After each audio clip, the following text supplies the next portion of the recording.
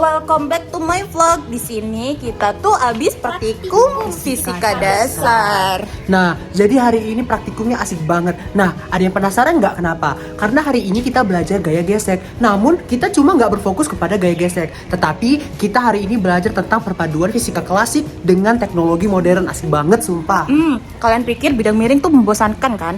Tapi tadi tuh kita juga pakai alat yang namanya Photogate. Nah, sebenarnya kita tuh baru tahu juga tuh guys, ada yang namanya Photogate. Dari namanya kan keren ya, tetapi penggunanya tuh sangat simpel. Dari waktu yang dihasilkan kita itu bisa mendapatkan percepatan. Wow, tapi tadi kita praktikum itu ngabisin banyak banget energi. Jujur aku butuh glukosa, aku lapar banget. Tahu, kita harus ke kantin sekarang. Let's Yuk, go. mau makan bareng kita, let's go. Enjoy. Loh, Shirley nggak sih? Sir, kenapa, Sir? Shirley, kamu kenapa? Aduh, aku lagi bingung banget nih sama konsep praktikum yang kita lakukan tadi. Gimana ya? Yang tadi bukannya mudah banget ya? Aduh, sulit banget itu menurutku. Gimana ya? Ya udah, kita bantu jelasin ya.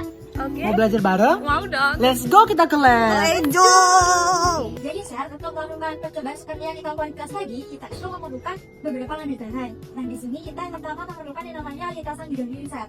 Kemudian yang kedua ada beban, kita menggunakan massa di mana massanya itu 0,05 gram. Nah, kemudian juga ada traktor, dan yang ketiga itu ada yang namanya penyangga. Nah, penyangga ini digunakan untuk mengubah sudutnya, Sir. Di praktikum kali ini kita menggunakan sudut sebesar 10, 20, dan 30. Dan kemudian yang terakhir ada yang namanya sensor. Nah, sensor ini langsung dihubungkan kepada Photogate. Nah, di mana Photogate ini hidupnya itu melalui daya laptop, Sir. Oke.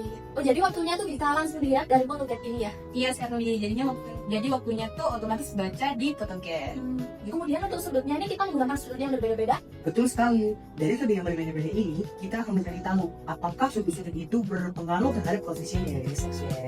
Oke, kalau begitu kita langsung saja lakukan percobaannya ya, Sir. Oke. Langkah pertama, kita nyalakan terlebih dahulu Photogate dengan daya yang didapatkan dari laptop. Kemudian, untuk percobaan ini kita lakukan sebanyak 3 kali dan percobaan pertama menggunakan 10 derajat. Terlebih dahulu kita letakkan beban yang kita gunakan di atas bidang miring dan kita akan melihat berapa waktu yang dibutuhkan untuk benda ini sampai ke bawah. Pada percobaan pertama didapatkan 0 detik. Percobaan dilakukan sebanyak 3 kali secara berturut-turut. Pada percobaan yang kedua, kita menggunakan sudut 20 derajat. Percobaan juga dilakukan sebanyak 3 kali. Percobaan yang ketiga, kita menggunakan sudut 30 derajat. Juga dilakukan sebanyak 3 kali. Pada percobaan yang ketiga, waktu akan terasa lebih lama. Baik, jadi pada percobaan kali ini kami mengamati gerak benda pada bidang miring menggunakan sensor Photogate berbasis dengan Arduino. Ketika benda bergerak, gaya gravitasi akan menarik benda ke bawah bidang, sehingga berlawanan arah dengan gaya geseknya. Kemudian, waktu gerak itu terbaca oleh sensor Photogate yang berada di sini, yang mana nanti ini untuk menghitung percepatan dengan menggunakan rumus A sama dengan 2S dibagi T kuadrat. Yang kemudian dengan percepatan tersebut kita gunakan untuk menghitung koefisien gesek kinetik dengan rumus mu sama dengan percepatan gravitasi dikali dengan sin theta dikurangi dengan A atau percepatan yang sebelumnya kita hitung dibagi dengan percepatan gravitasi dikalikan dengan cos theta. Hasil percobaan menunjukkan bahwasanya semakin tinggi atau semakin besar sudut pada bidang, maka nilai percepatannya akan semakin meningkat. Sedangkan koefisien geseknya itu relatif konstan. Hal ini menunjukkan bahwasanya gesekan bergantung pada sudut bidang. Oh, jadi praktikumnya seperti ini. Wah, cukup mudah sekali ya. Jadi saya bisa mengetahui bahwasannya waktu yang terlihat pada Photogate ini bisa digunakan untuk mencari percepatan.